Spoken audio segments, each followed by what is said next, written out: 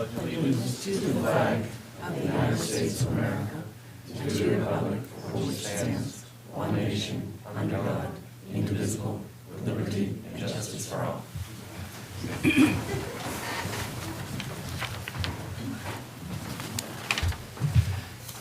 Would note that all councilors are present with the exception of Councilor Phillips. Item 3, rules of order. We follow Robert's Rules of Order and any other rules that we adopt during the organizational planning meeting. Item 4, adoption of minutes from the following meetings of the Ellsworth City Council, the 9/20/21 regular monthly meeting. Move approval, Mr. Chairman. Second. You have a motion and a second. All in favor? Approved. Item 5, city manager's report. Manager Mosher. Thank you, sir. Good evening, councilors. Just a couple of quick things to report out on. First of all, the city staff here is proud to announce that we'll be returning of our annual silent auction. All proceeds from the 2021 auction will be used to provide winter coats, boots, and holiday gifts for local children in need. The auction will run from November 1st through November 29th. Items will be on display here at the first floor of City Hall, and all are welcome to and encouraged to donate and bid on the items. The other issue I wanted to just bring to your attention is that the Broadband Committee has prepared a broadband survey, which will be going out in the next couple of weeks. It'll be going out via a postcard to individuals' residents, but you can also access it on a link on the city's website, and hard copies will be available here at City Hall and also at the library. And finally, just a reminder to everyone that November 2nd is Election Day, and the last day to get absentee ballots is October 28th, Thursday, October 28th. And all 4 polling places will be open on the 2nd from 8 a.m. to 8 p.m. And we encourage everyone to get out and do your civic duty and cast your votes. That's all I have. Any questions? All right. Thank you. Item 6, committee reports. Any councilors attend any committees?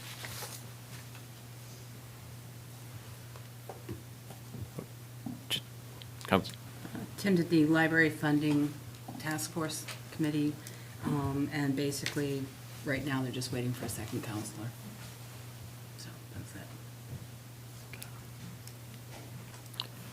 And there is a Recreation Commission meeting Wednesday night. Today's Monday. Wednesday at 6 with the major topic of the Christmas parade planning. So if you have an interest in joining that committee, being a part of it, that will be Wednesday at 6. Anyone else? All right. Item 7, citizens' comments. This is the portion of the agenda where citizens can comment on any item. If it is on the agenda, you'll have an opportunity to make comments at that time. But if there's something else that you'd like to discuss, please feel free to go to the podium, state your name, and share away.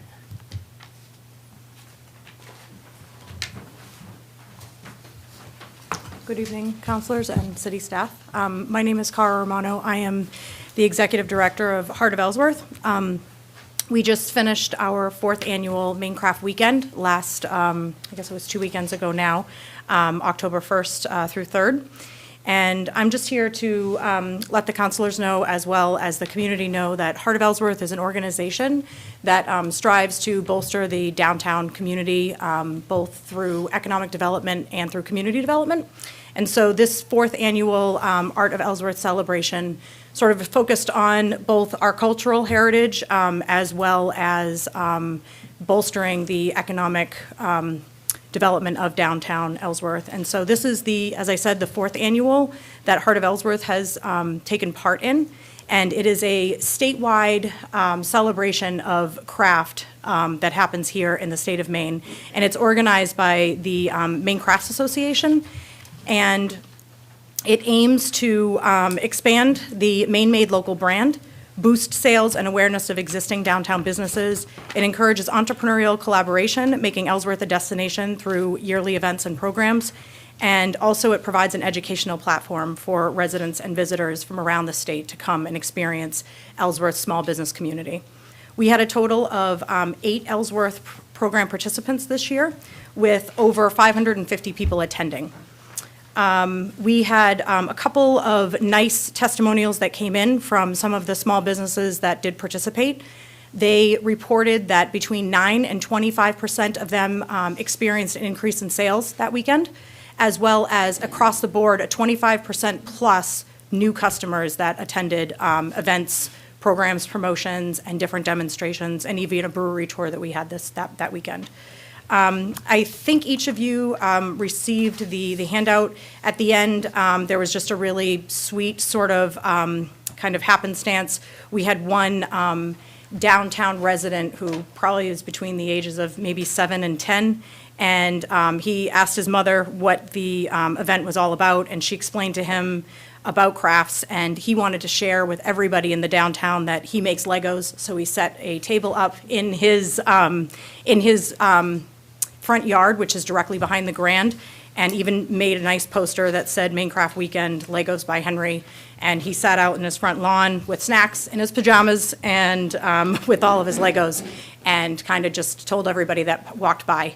So we were really excited to see this extension of the education component sort of trickling down to the young folks in our community. So if anyone has any questions about the organized event, I'm happy to answer them, but just looking to sort of share a little bit more about what we do as an organization in our community. Any questions? Thank you. Thank you.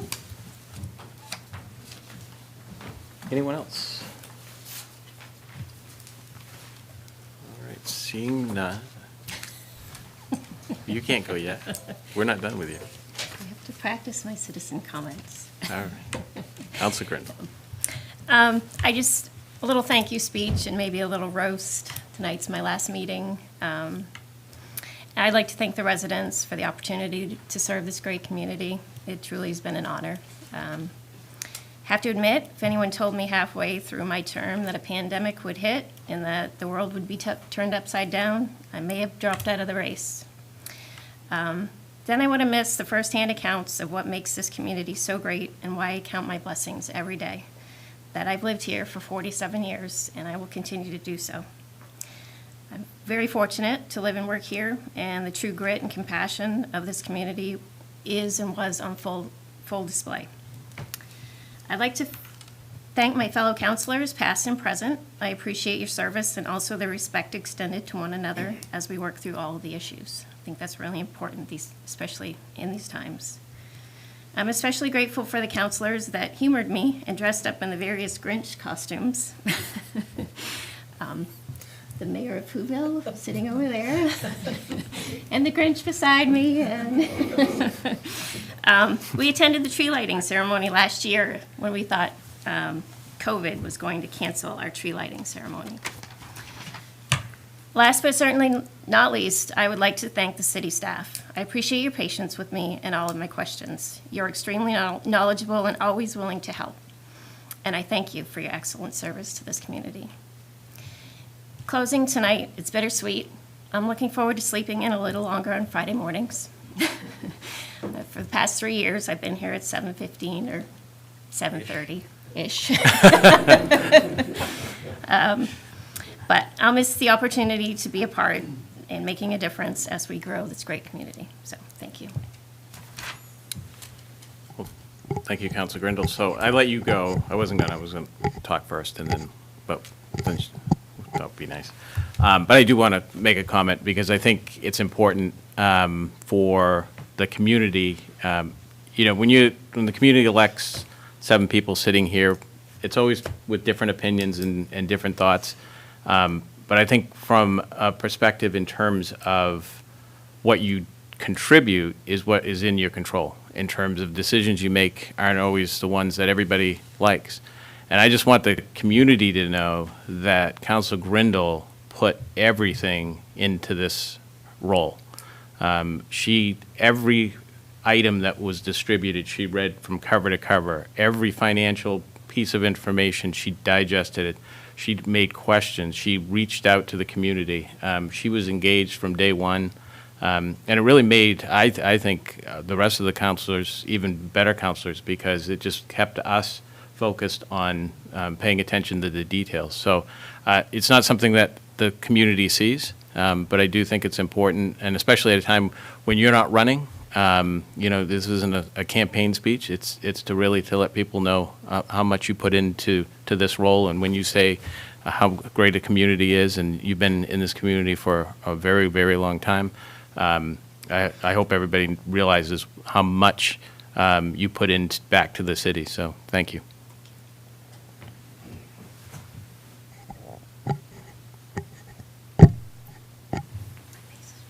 Heather? It has been an honor and a distinct pleasure to serve the last 3 years with you. When you came in, the first thought was, wow, she's really quiet. She doesn't say much. And when she does, it's in a very low tone of voice. And then one morning at the Finance Committee, that voice has a volume. And you, since then, you have not been shy. You have let us know what your opinion is. And I appreciate that. Furthermore, I do not have any sisters. So there were no girls, when I was growing up. I do not have any daughters.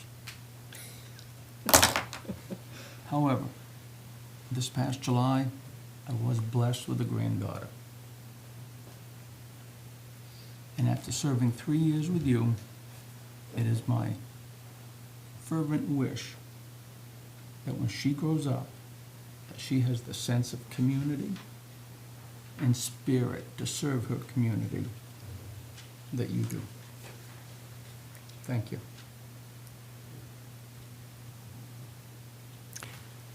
And now we'll drag this meeting on for as long as possible this evening. Red Sox are playing at 8:06, Mr. Chairman. Yes. Do you hear that, Superintendent Higgins? Red Sox, not Yankees. All right. I knew I'd get it in somewhere. All right. Thank you, Heather. Item 8, presentation of awards. I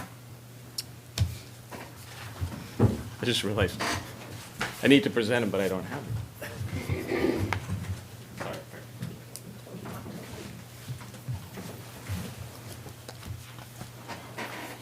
First one is for Paul Johnston.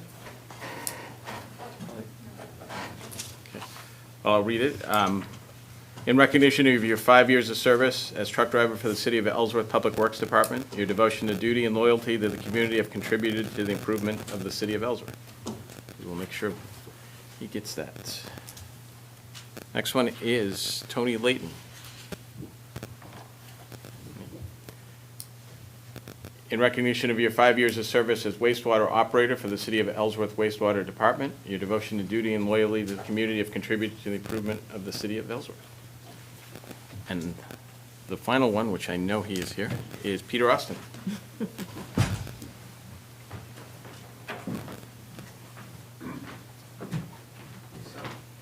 In recognition of your current 35 years of service as water system operator, your devotion to duty and loyalty to the community have contributed to the improvement of the City of Ellsworth. Quite a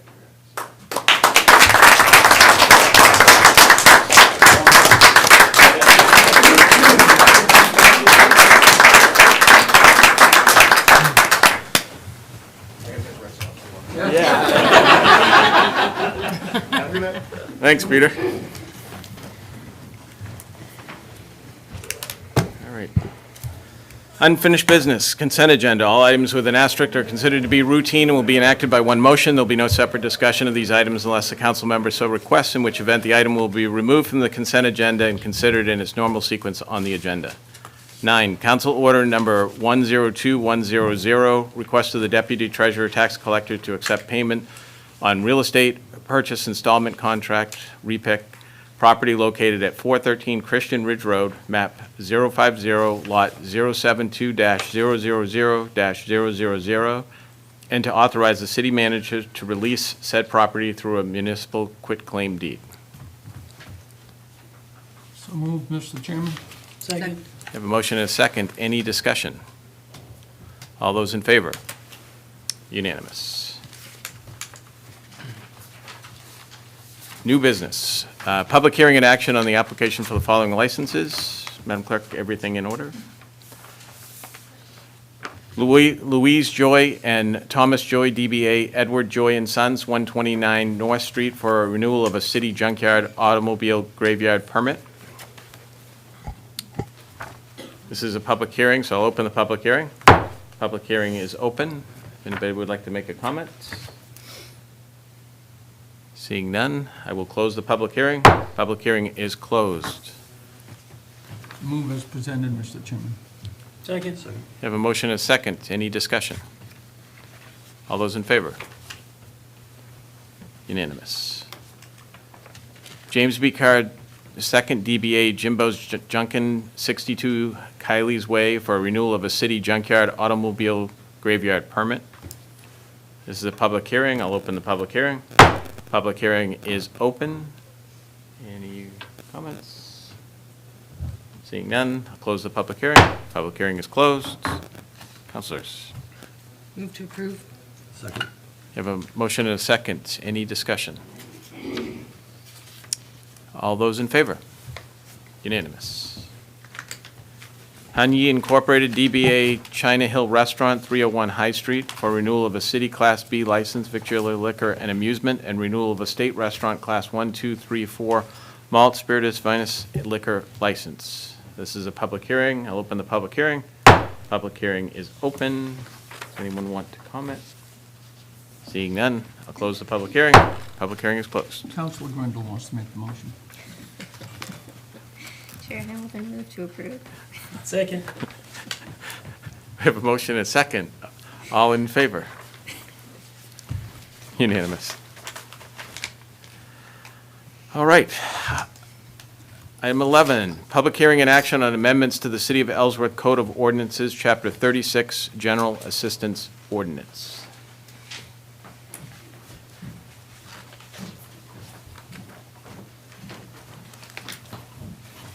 Good evening, everybody.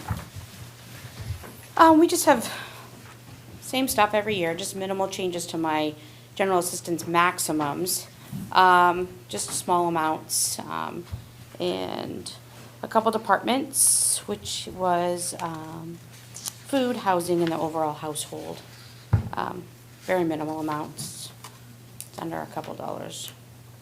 And I actually am going to adopt the new General Assistance Ordinance. The MMA has proposed minimal changes in that too.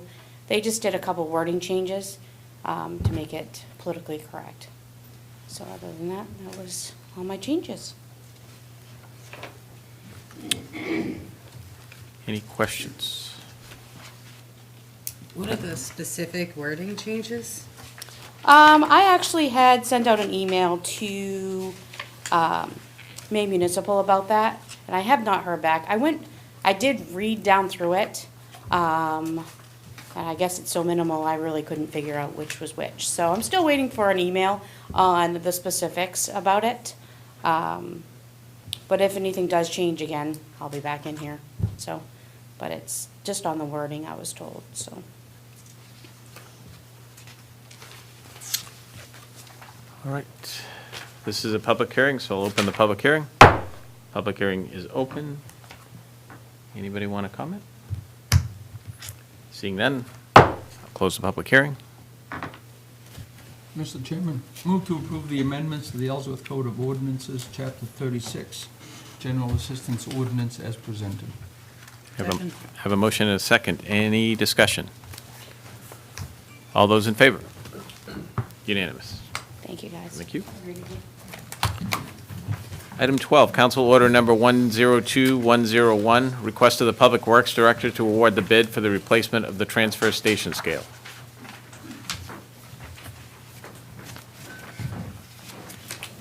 Good evening, councilors. Lisa Suckledge, Public Works Director.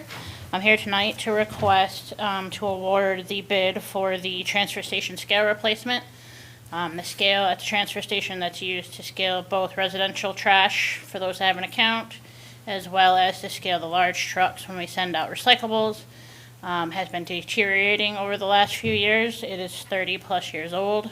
Actually, no, I'm sorry, it was built in 1993, so it's almost 30 years old. It's to the point where we've had multiple issues with it sticking, and it's because the whole top deck is shifted and there's really nothing left to do except replacement at this point. So we had a bid opening, and attached to the bids that were received, I'm requesting that we award it to Northeast Scale Company, as they were the lowest bidder, and they also were, had the scope of work that made the most sense and most fiscally responsible. There is one item that is for your consideration, and that is if we want to do an additional optional warranty on the load cells at a cost of $8,500 for the lifetime of the scale, if we want to do that now, or if we just want to pay for them as we need to fix them. And then we're also asking for an additional contingency amount for unknown electrical issues that may come up as we're replacing the scale, as well as if any concrete repairs needed in the concrete like vault that the scale sits in, essentially. Lisa, on the warranty, Yep. when load cells go bad, do they get replaced, all of them? Do they get replaced a pair at a time, one at a time? One at a time. So it's essentially a bunch of pieces of concrete that sit on, and it's almost like a bridge, and it sits on like these different sensors, the load cells that, you know, that's what they use to weigh, and so it'll one at a time. It's not like everything, they're not all gonna go at the same time. And what's our track record on them?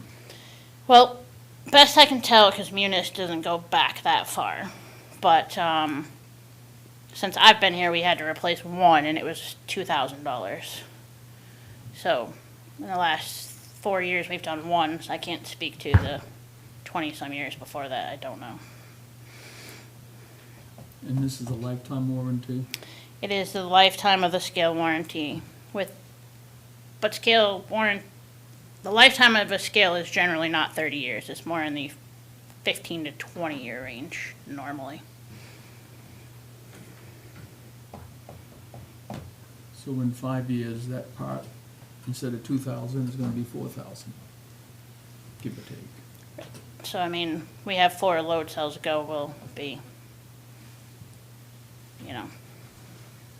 It's, honestly, and the reason I put it up to you guys is it's kind of one of those things you can go either way. It's, Councilor Williams. Does it just cover the load cells, or? just the load cells, yep. So that doesn't cover like a motherboard, or like if the lightning strikes and it Right. takes out the motherboard, it doesn't count that stuff. It's just the load cells. But they are probably the number one thing that we have to have fixed or adjusted. So, Without a load cell, the scale shuts down. Correct. If only 7 or 8 out of 8 are working. correct, because it can't weigh correctly if one of them's not working.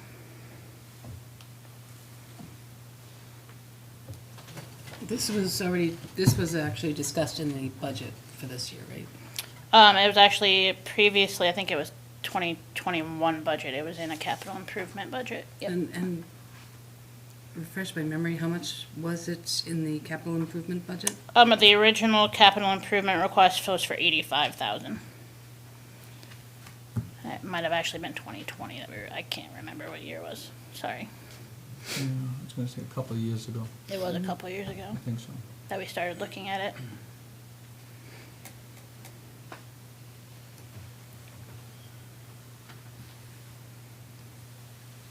Any other questions, discussion?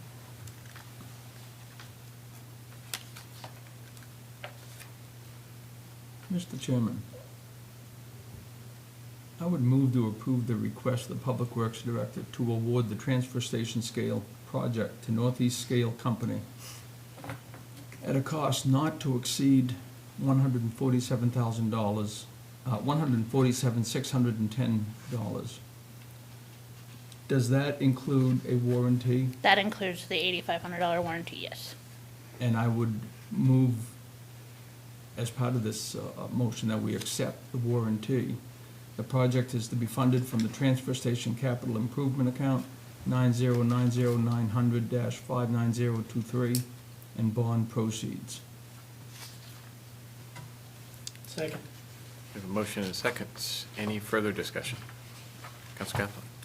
Now, you said if the motherboard goes, then that's it, right? Is there any warranty available for the motherboard? There's not. Unfortunately, there is a system that is not susceptible to lightning strikes, but it's cost an additional 30% more than what this costs. So it's really not fiscally. And they said with the amount of scaling we do that it really just doesn't make sense to spend that additional. Thanks. Yep, And we've had lightning strikes, right? we have, but not 30% more. It's, A lot of motherboards. yeah. She's saying. You can buy another motherboard and put it in and the scale's fine. Right. All right, all in favor of the motion? Unanimous. Thank you all. Item 13, Council Order Number 102102, request of the Development Services Director to approve an amended Entrepreneur in Residence contract for services at the Union River Center for Innovation to be funded from the Maine Technology Institute grant approved by Council on June 17, 2019. Good evening, councilors. Jana Richards, Development Services Director. For those of you who don't know, and for the public, the Union River Center for Innovation is a business incubator that is run in partnership between the city, the Ellsworth Business Development Corporation, and the center's newfound advisory board. In 2019, we were awarded a Maine Technology Institute grant. It spans 3 years, and with those funds going to support programming at the center. One of the programs that was included in the grant application and that has been funded through that grant award is the Entrepreneur in Residence. This person is a mentor and supports the growth of entrepreneurs and startup businesses within the incubator program. They also recruit and develop new leads for new startups and entrepreneurs to join the program. They help with fundraising opportunities at the center, they coordinate business coaching and workshops, and they oversee day-to-day operations at the center, including customer service, speaking to walk-ins, coworkers, and private office space rentals. For the past 2 years, Kathy Taylor, who is one of the founders of the Genotyping Center for America, which was the first incubator company and anchor tenant at the Union River Center for Innovation, was the Entrepreneur in Residence at the center. This summer, or actually it was in September, after 5 years in the program, Kat Taylor's company graduated from the incubator program, which was our first graduate from that program. And as such, Ms. Kat Taylor will no longer be able to continue her role as Entrepreneur in Residence. So Mr. Vut Yin, who is a co-founder and chief scientific officer of Novo Biosciences, which is a biotech company that is located at the center and is also in the incubator program, was selected to replace Kat Taylor as the Entrepreneur in Residence. He has experience building academic programs in a startup company from the ground up. He has a background and connections in biotech and biopharma sectors. He has very strong fundraising experience, and he can speak very freely and openly and personally with a lot of the tenants that we have within the incubator program. Another strong suit, he is an incubator tenant located at the center and within the programming, so he meets the requirement of the original description for the Entrepreneur in Residence that was submitted in that grant application. Therefore, no changes have to occur to the grant agreement in order to utilize those grant funds to pay for his services as the entrepreneur in residence.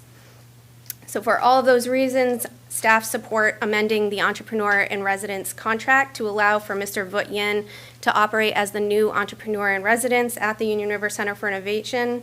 A draft contract was included in your packet, and I respectfully request that the council please authorize the manager to amend and approve the entrepreneur in residence contract with Mr. Vut Yin for services at Union River Center for Innovation. And I am happy to answer any questions that you may have.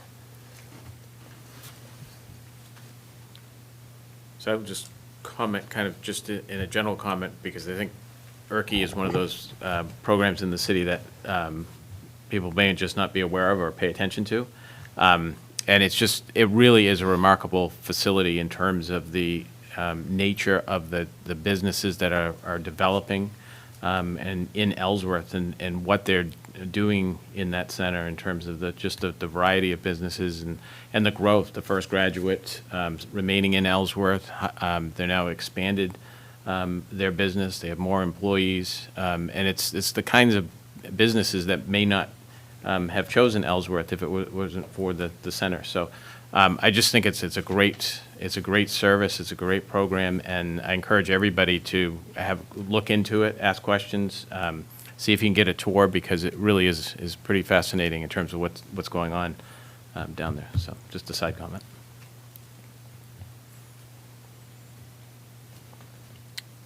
Mr. Chairman, move to authorize the city manager to amend and approve an entrepreneur in residence contract for services at the Union River Center for Innovation. This contract will be funded from the Maine Technology Institute grant approved by council on June 17th, 2019. Second. We have a motion and a second. Any discussion? All those in favor? Unanimous. Thank you. Thank you. Item 15. Just kidding. Item 14. Council Order Number 102-103, request of the fire chief to purchase a rescue pumper from Bridley Mountain Fire Apparatus to replace the current rescue number 5 and engine number 8. Scott, before you begin, you want to introduce your Sure. sidekick?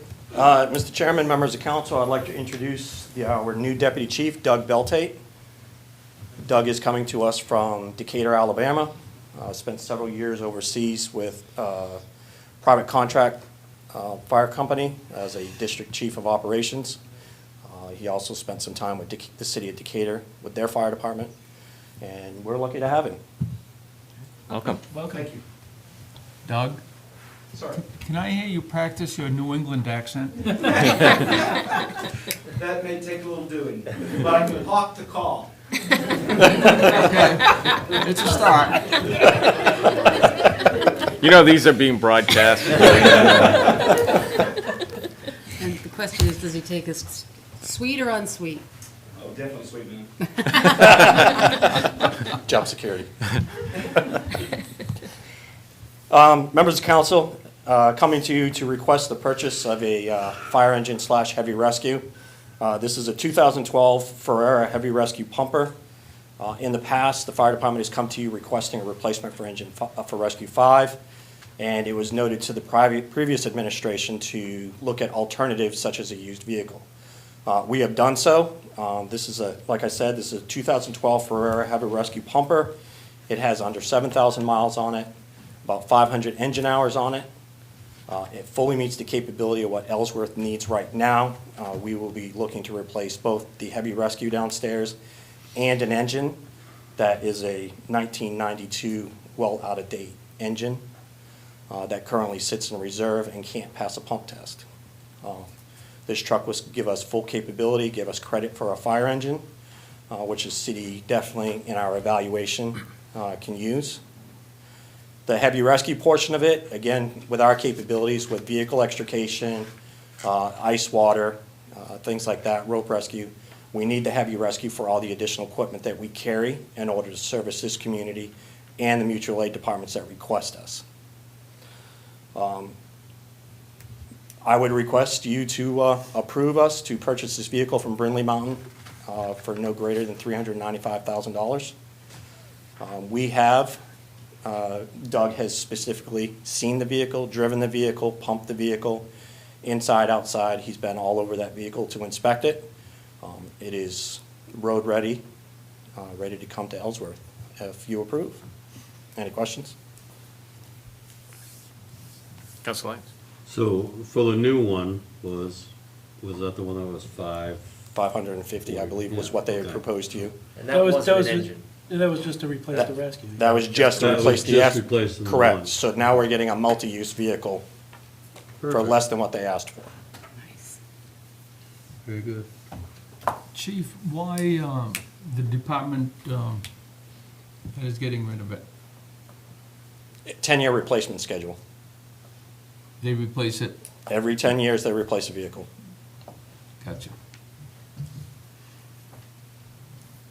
And I know I talked with you earlier, but just for the, so everyone in the public knows, this fits the doors. We have measured twice. Cut once. We don't want to cut. Okay. When the chainsaw's being going, we'll know. Go on the rescue. We have the capability, but we don't want to.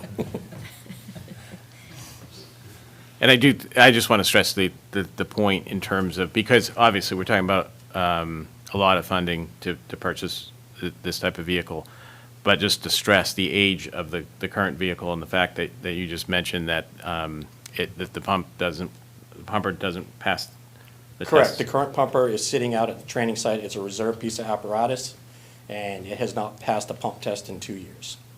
So even though it's a reserve engine, it's not certified to be utilized on a fire ground. What will be done with that piece of equipment? We would either trade it or sell it. So we've spoken with Brindley Mountain and got a rust estimate for trade-in for Rescue 5 and Engine 8. They've given us a guideline as to what the value would be for a trade or if they brokered a sale of it. So they were looking at Engine 8 roughly on a trade getting us between $3,000 and $5,000, and that would just basically be for them to take it and scrap it. Rescue 5, trade-in on Rescue 5 would be roughly $20,000 to $30,000 on the trade. If they brokered a sale, it would be somewhere between $50,000 and $80,000 if they were able to broker a sale on it. And this new piece of equipment, that will be driven up, it'll be trailered up, or? Well, those are the terms and negotiations that we have not entered into. We didn't want to go further than Okay. you giving us permission to do so. Gotcha. Any other questions? Is there a motion?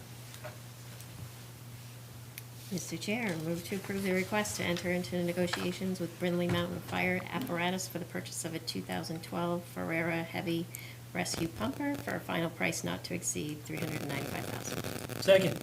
Have a motion and a second. Any further discussion? All those in favor? Unanimous. Thank you very much. Thank you, Chief. Appreciate it. Good job. Yeah. Item 15, public hearing and action on amendments to the City of Ellsworth Code of Ordinances, Chapter 34, Personnel Ordinance. Good evening, councilors.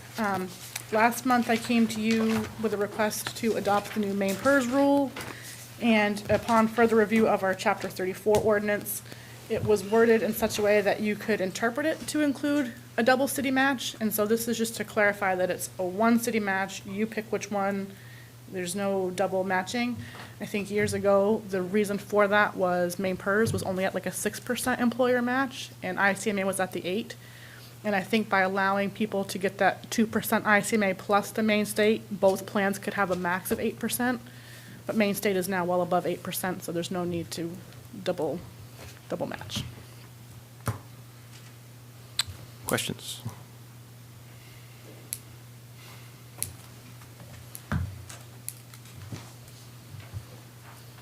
Nobody is currently getting a double match either. All right, so this is a public hearing. So I'll open the public hearing. Public hearing is open. Seeing no comments. Public hearing is closed. Mr. Chairman, move to approve the Chapter 34 Personnel Ordinance, Chapter 5 as described above, or as described, to accommodate and clarify a single city match retirement and usage as required by the city HR department. Second. Motion is second. Any discussion? All those in favor? Unanimous. Thank you. Everybody heard that the chair will be going down to pick up a new rescue truck, right? Did everybody hear that? I don't believe that was part of the motion. I'm pretty sure you caught that, right? Yeah. Item 16, public hearing and action on council order number 102-104, reallocating unspent proceeds of the city's 2019 ban to finance miscellaneous vehicles, machinery, and equipment, and other facility improvements and upgrades. Good evening. You may remember that a couple of years ago, the council passed an order for the number of uses to take out bond anticipation notes. There are some unspent funds remaining in those bans, and at the workshop held 2 weeks ago, further discussion was had about remaining uses or additional uses that could be used for some of those funds. One of them was the transfer station scale project that the Public Works Director mentioned earlier, and another use was purchase of an ambulance in anticipation of future uses, which the fire chief could speak to in more detail. But basically, amending the previous order with these two additional purposes would give us the flexibility to finance those projects. Councilors, questions?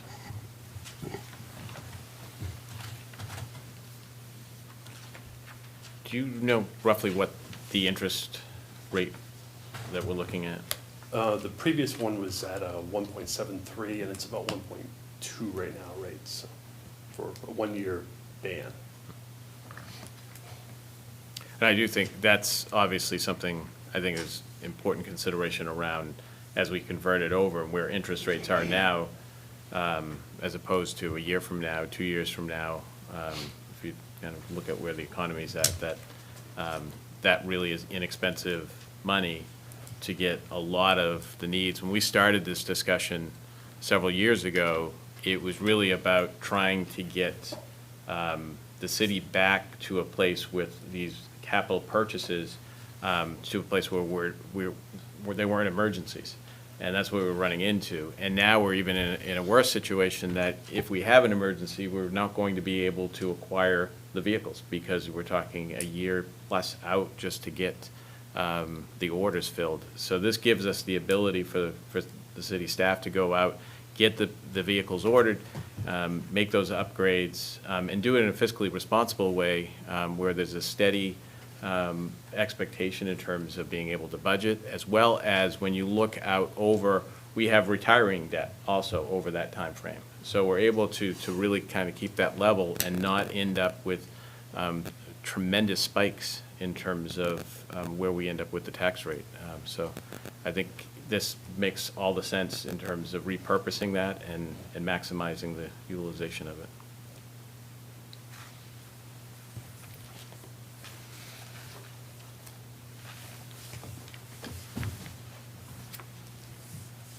Mr. Chairman, move to approve Council Order number 102-104, amending Council Order number 101-908 to include additional authorized projects to be financed with the city's outstanding bond anticipation notes. And before we do that, I need to open the public hearing because it is a public hearing, so.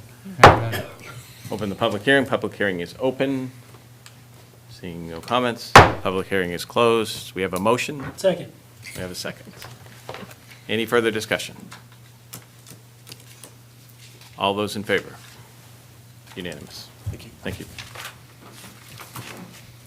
Item 17, public hearing and action on a moratorium ordinance regarding medium and large-scale solar energy systems.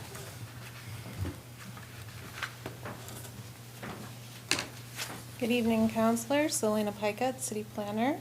So as requested at your September meeting, I've drafted a moratorium ordinance that would apply to medium and large-scale solar energy systems. It's been reviewed by our legal counsel who's in attendance tonight.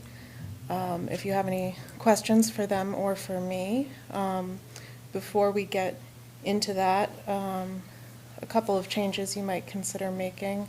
There is a section, second to last whereas, toward the bottom of the first page before we get into the now therefores, is whereas after public hearing there is strong support. So unless we get a lot of comment at this public hearing, you might not find that necessary. And then we noticed on page 2, section 6, pending proceedings, third line down, this is where projects that have already received approval or are finishing up their process are protected from the effects of the moratorium, which is what I, at least as of your last meeting, understood the intent to be. So there's the third line in that section, or pending as provided by Title I MRSA 302 and the City of Ellsworth Code of Ordinances, Chapter 56, Section 602.11 as of the effective date. We might just consider changing, and again, the attorneys could explain this better, changing it to are pending as provided by Title I MRSA 302 and vested under the City of Ellsworth Code of Ordinances, Chapter 56, Section 602.11. Kind of a minor distinction, but if there were any challenge, that would help protect it. I think the only other thing, aside from any questions you may have, is to take the opportunity, if you'd like, to articulate, if you are to adopt this, what the concerns you have are that have prompted this and what you would like to see addressed, because implementing the moratorium necessitates that, or as it's written, necessitates that we return within 179 days through the planning board with proposed amendments that would address what's lacking or not fully considered, or what hasn't been regulated properly. So any thoughts on that would be appreciated as we embark on that process.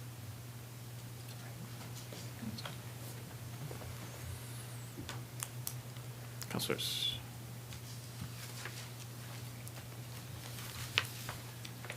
Elena, we need to put the number of days in the suggested motion?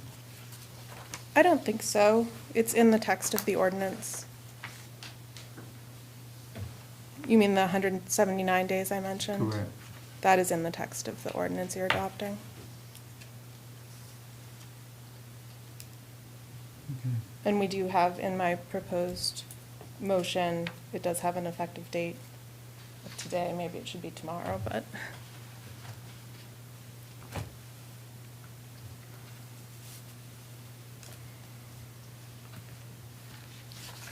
And then just to be clear, this doesn't affect any project that's already in going forward right now, just any new ones. Correct. So, yes. And just to answer your question, and also in terms of my perspective on this, and one of the reasons that I felt it was important to do this is that at the present, there have been an expansion of solar projects across the state, and we've seen that influx here, even with the 3 projects. And what we know some of the impact, but I don't feel as a city we know the full impact. And just like everything else, one of the most common issue that I hear from residents is the lack of planning. That theme emerges time and time again. And everybody not everybody, but a majority of people very much support the comprehensive planning process that we've started, and updating that. This isn't about solar at all. It's not a concern about solar as an industry, but it is a concern about where are we headed with land use? What do we need land to be utilized for? the whole process of decommissioning. I think we need a little bit of time to get a better understanding about how this all works. We have some ordinances now, but I don't believe that we have a full understanding of the implications as these projects have become very expansive. And the reason that they become expansive is that they're highly subsidized. So there's this huge incentive for these projects to get underway. And I think it's important for us to make sure as a city that we understand that. So that's what I'm interested in, is understanding all of the aspects of this new industry, what it entails, what are the 20 years out, what are the risks to the city, what is the impact on land that's acquired and utilized, where can these projects go? How do they feed into the grid? Are they contributing to the community, or are these projects coming in, taking the subsidies and siphoning off the electricity and having virtually no benefit to the community? I think those are all questions we should be asking. So I certainly hope over the next 179 days that we have an opportunity for the community to have a workshop, to talk about this issue, and to ensure that we get it right, that we don't fall short of planning for this particular issue. And I just think that there's a lot of work that we need to look at as a city. And I think the way we're doing it, the projects that are in the works are in the works. It's not an easy path for that to happen. So the 180 days, I would doubt very seriously that we're impacting on any projects that are going to be subsidized. So I think we're doing it in the right manner, in the right time frame. We'll have a better understanding as a community, and then we'll be able to move forward. So that's where I come from on this particular issue.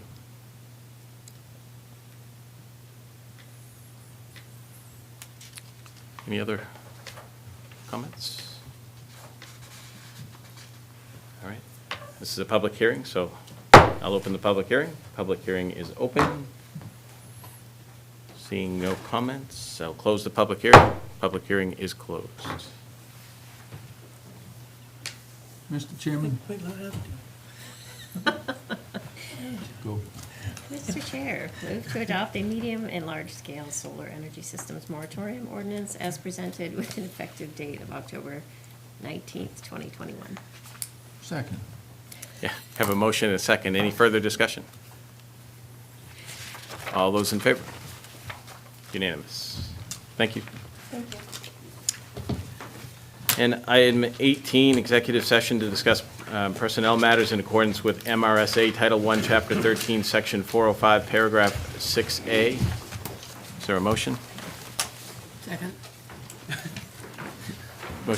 Motion. Council Grindle, second. All those in favor?